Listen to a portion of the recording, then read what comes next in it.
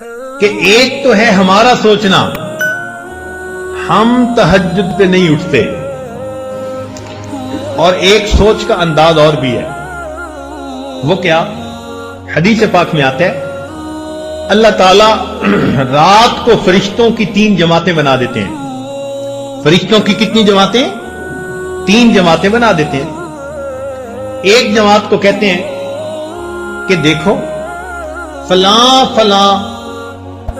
میرے مقبول بندے ہیں، تم جاؤ اور ان کو پر مار کے جگا دو، یہ تہجد میں اٹھنے کا وقت ہے، یہ اٹھیں گے مجھ سے مانگیں گے، میں پروردگار ان کی جھولیوں کو بھر دوں گا۔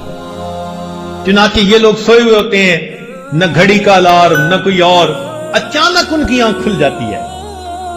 یہ اللہ تعالیٰ کی طرف سے فرشتے اٹھا دیتے ہیں، ان کو اچانک آنکھ کھل جاتی ہے، دل میں ارادہ لے کے سوتے ہیں 3 بجے اٹھنے، 3 بجے آنکھ کھلتی ہے، تو اللہ تعالیٰ کے فرشتے جگا دیتے ہیں۔ اور پھر دوسرے گروپ کو اللہ فرماتے ہیں کہ جاؤ فلاں فلاں فلاں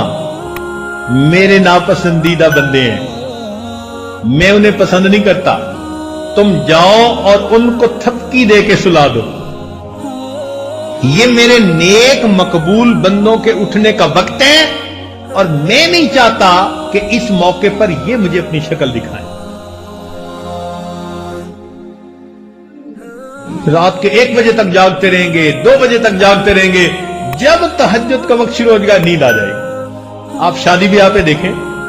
لوگ پروگرام بناتے ہیں، آج شادی کی رات ہے جی، ساری رات جاگیں گے، ساری رات نہیں جاگتے، جب تہجد کا وقت شروع ہوتا ہے سارا مجمع سو جاتا ہے، گھر کی عورتیں سو جاتی ہیں، مرد سو جاتی ہیں، مہمان بچے سب سوئے پڑے ہوتے ہیں، وہ سوئے نہیں ہوتے، ان کو سلا دیا جاتا ہے۔ تو یوں بھی تو ہم سوچ سکتے ہیں نا کہ ہم تہجد نہیں پڑھتے، نہیں نہیں نہیں،